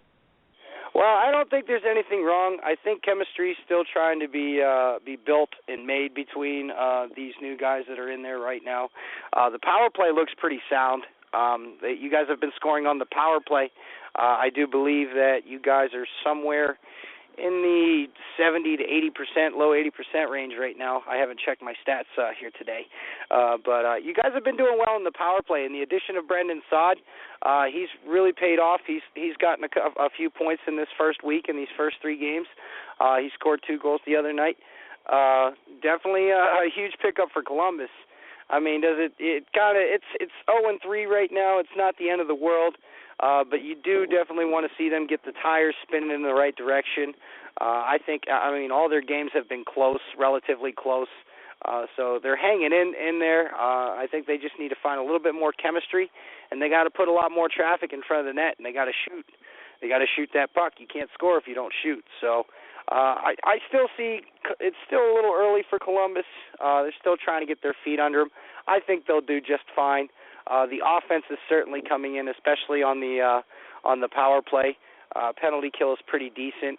You got a pretty good goalie in Sergei Bobrovsky right now. I still have high hopes for Columbus right now. If they're still playing like this, come December, January, that would probably be the time I'd probably start sweating a little bit here and there. But overall, like I said, it's still early. They got a lot of good offensive talent, defensive talent. They're a sound team in all aspects. Would like to see them shoot a lot more, get a lot more traffic in front of the net. Try and make teams take bad penalties and everything like that. If they can keep taking, if they can keep getting these power play opportunities and keep putting the puck in the net, they're going to win a lot of games. And that seems to be the key to their success that they have right now, being at 0-3, is their power plays look pretty good. All right, well, you helped ease my concerns there, so hopefully they do start turning things around. What you got for us tonight? Well, we got 9 games that are on that we're on today. We still have a few in play. Montreal beat Pittsburgh tonight 3-2. Detroit beat Tampa Bay 3-1 on NBC Sports Network. Nashville beat New Jersey tonight in New Jersey 3-1. Winnipeg beat New York Rangers 4-1 in New York. San Jose went into Washington, who did not have Alexander Ovechkin tonight due to personal reasons. And the Sharks took that one 5-0. And our beloved Carolina Hurricanes, it's a rough. I think it's an even more rough start than for the Hurricanes than it is the Blue Jackets. They suffer a loss to the Florida Panthers tonight at the score of 4-1. Going on right now with 14:03 left in the third, Edmonton is tied with Dallas at 2-2. Connor McDavid scored his first NHL goal tonight, so congratulations to him. Hopefully he'll bag a lot more here in his career. Just under 2 minutes left in the second. We got the Blues up on the Flames 3-2. And the puck just dropped in L.A., where Vancouver is in L.A. tonight playing the Kings. So that should be a good game to watch. Actually, I think I might put it on here while I'm talking to you, Jay. But that's our list of games tonight. We also had a pretty monumental game this past Sunday, which was I actually did forget about. The NWHL opened up their inaugural season as a professional women's hockey league. I did not get the chance to watch this. I was a little upset about it. I could not find it at all. But in Stamford, Connecticut, the Connecticut Whale beat the New York Riveters 4-1 in the first professional hockey game. Forgive me if I hope I pronounced this right. I hope this girl is not listening. She probably isn't, but Jessica Kozumi scored the landmark goal for the Women's Hockey League. She scored the first ever goal at 2:28 into the first period. Kelly Stack, Sheehan Darkangelo, and Kelly Babstock all added goals for the Whale.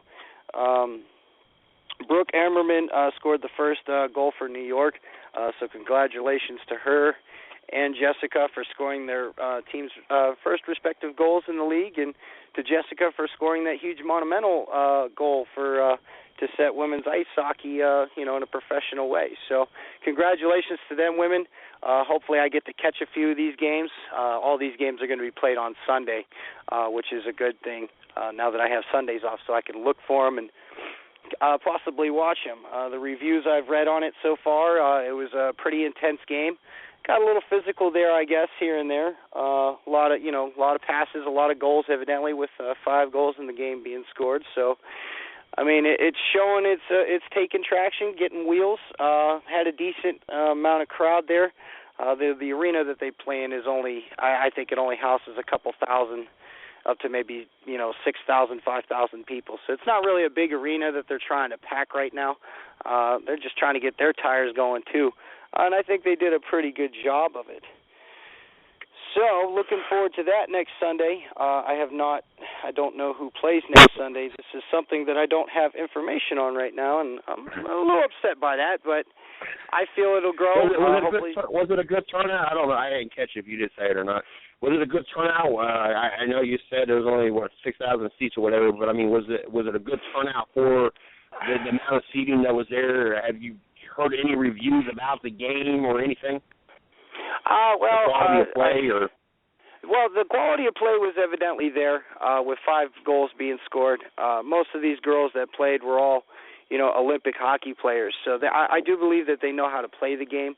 I was reading an article the other day that said that, some of these girls could probably hack it in the NHL, which is kind of crazy because we've seen in the past a few girls that have tried out to play in the league before. Some of them actually, could probably handle it. Phil Kessel's little sister, I think she's probably a better hockey player than he is. And that's saying something because Phil Kessel's a potential 50-goal scorer in the NHL. And, his little sister, she brings the heat, so I'll be paying attention to see what she does this year. It didn't really say if they had a packed house or not. That was something I was concerned about. I wanted to see, how many people attended the game, but I haven't found anything on that. There hasn't been really a lot of coverage on it except for, the NWHL websites and everything like that and the sponsors and everything. So I'm going to be looking forward to doing even more research to find out if there's a way to watch these games, see what's in the crowd and everything like that, because these ladies are playing in a small arena for right now, since they don't have the money to even go in on a lease with an NHL team if they're in a city that there's an NHL team in, or possibly getting their own arena. So that was the only game on Sunday, and unfortunately I didn't get a chance to watch it or really make my own opinion of it. I've just been reading articles and everything like that. The only video that I saw was the opening face-off in the first period, and then the video cut out, and I'm like, oh, well, okay, well, seeing the puck drop, that's normal. Well, I guess we're doing good so far. So I'm looking forward to doing my homework on this and seeing if there's a way that I can watch these games, make my own assumption and everything. I kind of forgot about the first game this past Sunday. The other job's been kind of nagging me lately. A lot to do up there as of lately. But looking forward to seeing this. It should be pretty interesting. These girls know how to play the game. I'm not worried about them not being able to put on a good show. I think they'll do just fine. And hopefully the NHL gets behind them and, tries to, give them a helping hand in some way, shape, or form. Definitely looking forward to seeing where this goes and how this, how this works out for these ladies. I catch some LFL football, and I know a lot of guys watch it just because there's women half naked. But I tell people all the time, if you ain't never watched it, you need to watch it because these women those ladies are serious. Yes, they regardless if they're half naked or not, they hit very hard with little padding. And same with the WNBA.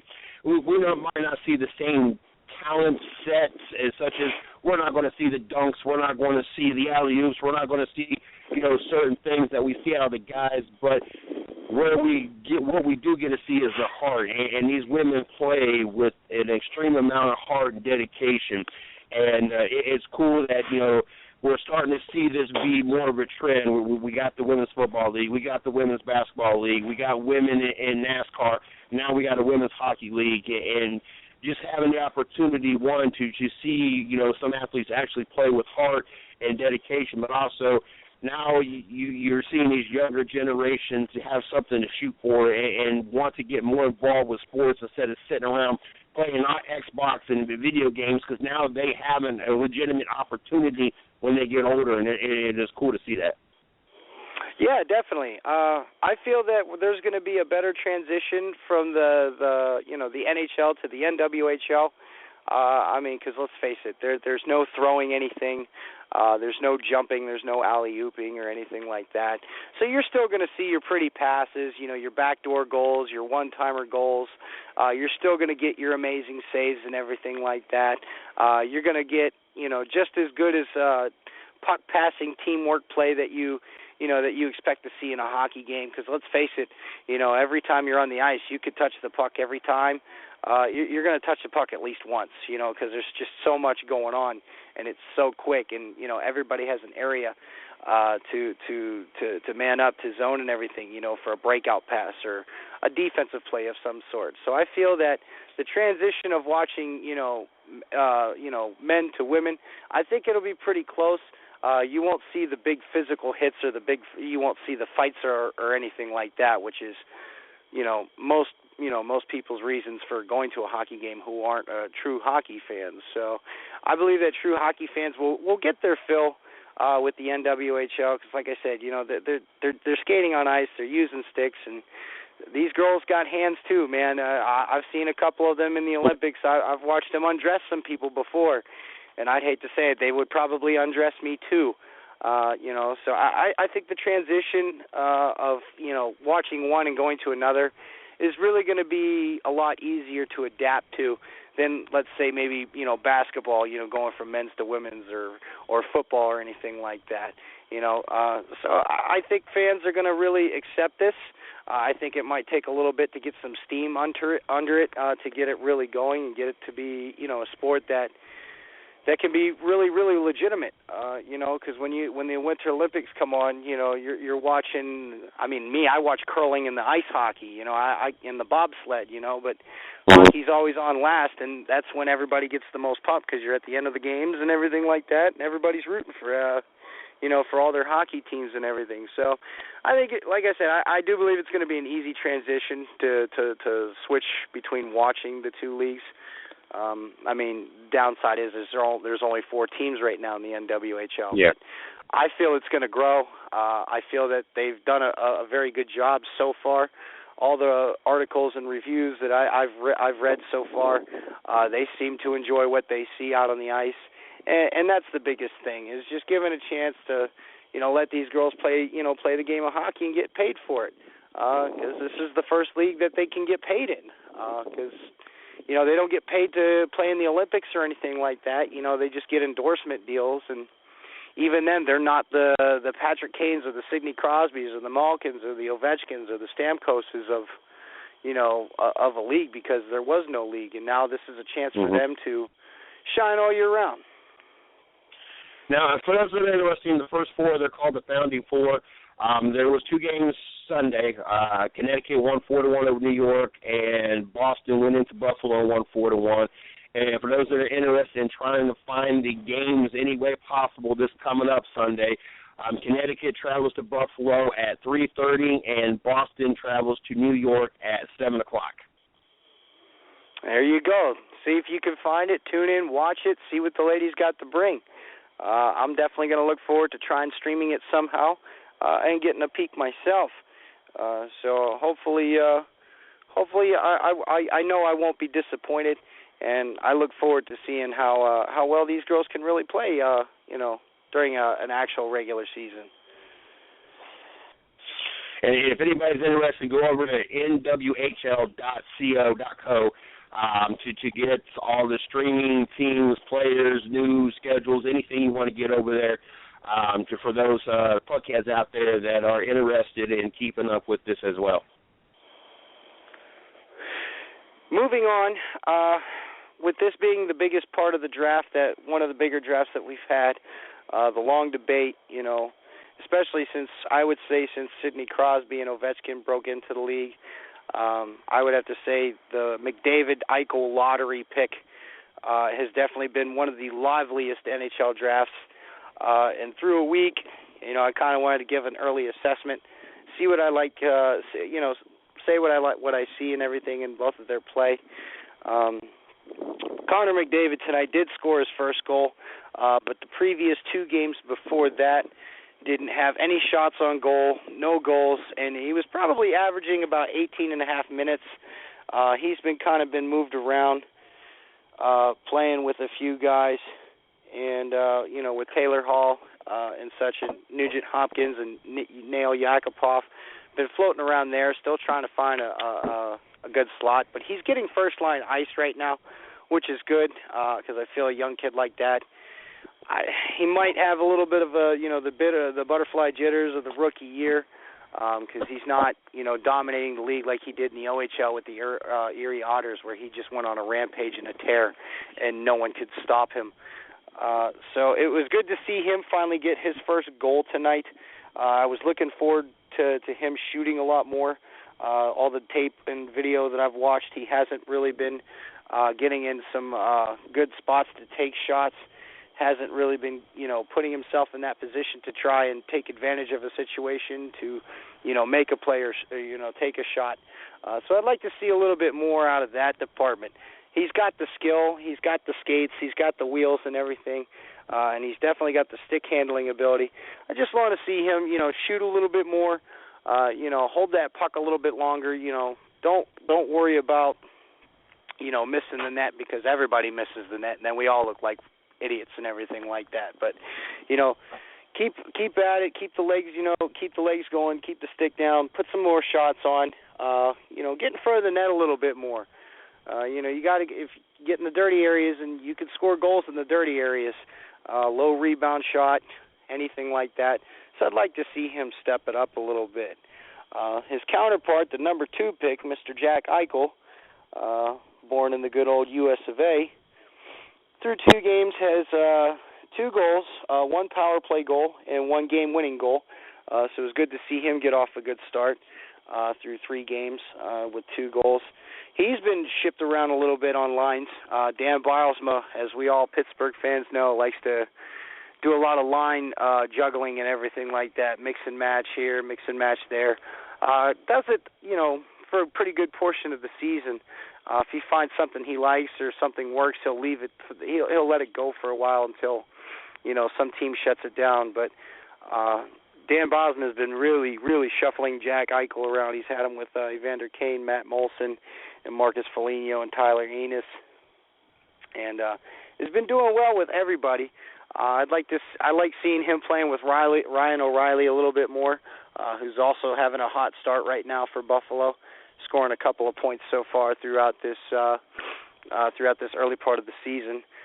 So I'm looking a little bit high on Buffalo this year. Right now, Robin Leonard's placed on the IR for a couple of weeks, so he's going to be out. So they're going to be relying heavily on backup goaltending duty from their young guys to keep up and step up the pace and everything. The offense is there.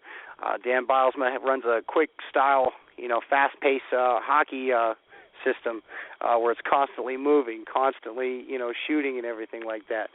Forecheck is aggressive. And it's a good system. I think it'll work pretty well for Buffalo, especially with the skaters that they have on their roster. And so far, I think Eichel has the early lead for the Calder Trophy for Rookie of the Year. So we'll be paying close attention to that throughout the year, every couple of weeks or so. So feel free to drop in a dime on me on my Twitter at 110 Puckhead and let me know how you feel about Eichel or McDavid, and we can go from there.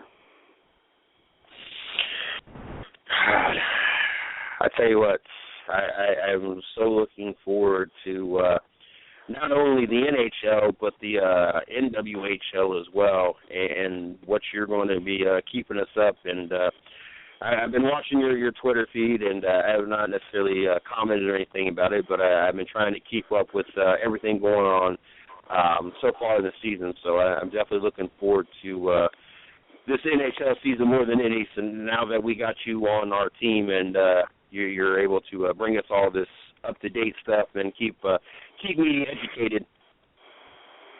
Yeah, and I've been following our local team with the Hurricanes, and I'd have to say they're probably a little bit disappointed up there in Raleigh, just north of us a little bit. So I'd like to see them try and get some wheels going underneath them. They haven't had a win yet. Cam Ward's save percentage is down to 86.4%, which is no good. The good thing is they're getting power play chances. The bad thing is they're not capitalizing on those power play chances. I think Justin Falk is their leading points man right now with 2 from the defensive position. They did, as of before their game today, they were at a 75% penalty kill rate. being 1 for 4 on the penalty kill, which is pretty good. And I think, if I do remember correctly, before I jumped on the mic here, that they had shut down another 4 or another 9 penalties, 8 penalties, or something like that. So that's jumped up quite a bit. So their defensive game is there right now. Putting goals in the net right now is something that's really hard for them, which is something I don't understand with the likes of Jeff Skinner and the Stahl brothers. I'd like to see them work a little bit harder, put a lot more shots on net. I'm not really seeing a lot of shots on net right now. I would, stretch it out, take shots from the point, try and put some traffic in front of the net and everything like that to confuse a goaltender. Screen them. Try and get a deflection. If you can't score goals, then it's time to go back to Hockey 101 and get in that dirty area and start putting goals in, because you can't keep affording losing 2-3 games like that this early in the season. That's what really makes you step on the banana peel and miss the playoffs. So, and that's something Carolina does not want to do. I know Ron Francis is, trying to make something out of nothing right now, and he's doing the best of his ability. Ron Francis, as we all know, is a Hall of Fame hockey player, multi-Stanley Cup winner, very, very good guy in the organization. Even when they were still in Hartford and the Hartford Whalers, he's a hero there, and he's a hero in Carolina. And hopefully they can get this ball rolling for him. I'd like to see them, snag a win here pretty quick. I know the guys down there, I know the coaching staff is getting a little upset, and they're working their butts off right now to try and just put some goals in the net and keep pucks out of the net. Cam Ward is, a Vezina Trophy candidate, very good, still very relatively young too. Hasn't been in the league that much or that long. I think about 8-9 years, if I do remember correctly. He's definitely going to be the workhorse for them this season. And if he doesn't step up his game, I could see them going to a backup situation or possibly reaching out in free agency and snagging up a goaltender, because they definitely need to start rebuilding now and either, flush their farm system with young talent or just, acquire veterans, via trade or, anything off of waivers or, something like that. So it's not very bright for Carolina right now. Like I said, I'd like to see them score a lot. They need to score goals, and they need to score goals quick. That's been their Achilles heel the last couple seasons. That's why they brought Alexander Semin in those few years to try and bolster their goal scoring. And even he couldn't handle that responsibility. So now he's up in Montreal. So hopefully Carolina can light a fire, in that furnace and everything, and go out there and snag a win for the local folks down here in North Carolina. Sounds good. I was never really a hockey. Well, 90 seconds. Never really a hockey fan. It's just, we didn't have Columbus when I was there, so Carolina was kind of the first hockey team that I kind of paid any kind of attention to. But my loyalty still falls for Ohio and Columbus, so that's who I'm going to pull for. But if I had to kind of pull for anybody else, it would be the Hurricanes, since that was the first team that I really had an opportunity to sit down and watch. Yeah, we definitely like to. It's definitely a proud franchise. Have won a Stanley Cup there in Carolina. Went to another one, didn't really finish that one off. Definitely, they have the cup there in the building. They got the banner in the building, and it wasn't too long ago that a young Eric Stahl and Rob Brendamore and everybody like that, even a young Cam Ward, was on that team. So they've been to the show before. Can they do it again? Yes, but I just think they got to find a goal scorer. They got to pluck a goal scorer from somebody or from their farm system, which can be really hard to do in this day and age. Goal scorers, pure natural goal scorers, are when they're signed, they're locked up, and some of them have no trade clauses, and they don't want to move because they like, the setting that they're in. Would like to see them get a good wing or a good center who's a pure goal scorer. Even somebody who's a decent playmaker that can set up goals wouldn't be bad. How they're going to do that, I don't know. Maybe free agency, that would be my guess. Hopefully Cam Ward can, rebound to his old days of, 93, 94% save percentage throughout the regular season and be a dominant goaltender like he used to be. They have the defense in front of them. They're just working chemistry in, too. Chemistry is a big thing, especially early in the year when you have a team that's been, dismantled and reassembled. So it's looking pretty bleak right now for Carolina if they don't turn it around and turn it around fast. Well, as always, Izzo, it has been a privilege and honor to have you come on. Definitely looking forward to seeing what Week 2 of the NHL season brings us. Definitely will be keeping up with you throughout the week. Also, make sure you guys check out his Twitter at 110Puckhead. Anything else you want to throw out there, shout-outs or anything else before we let you out of here?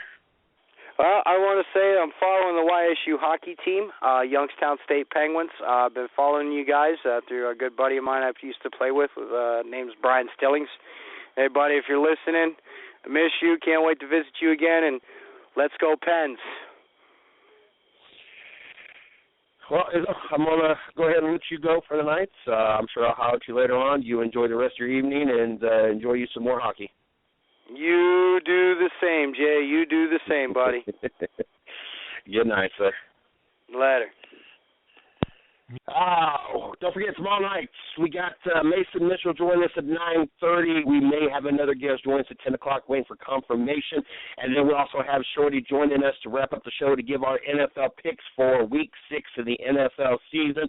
Yes, I am up 3, 4, 5, 6 games up on her. I'm carrying a 51-25 record. That puts her at a 45-31 record. We do have a year-long bet, and I am so looking forward to winning that bet. But due to the contents of the bet, I cannot put that out there.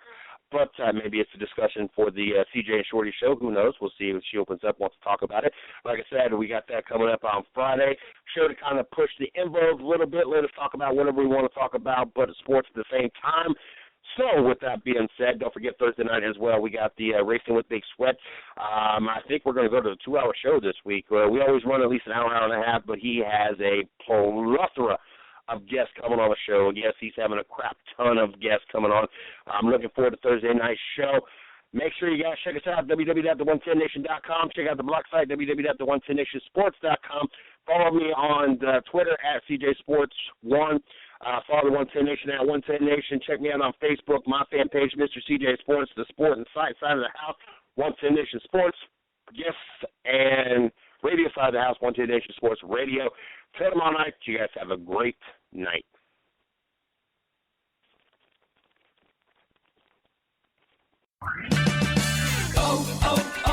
O'Reilly.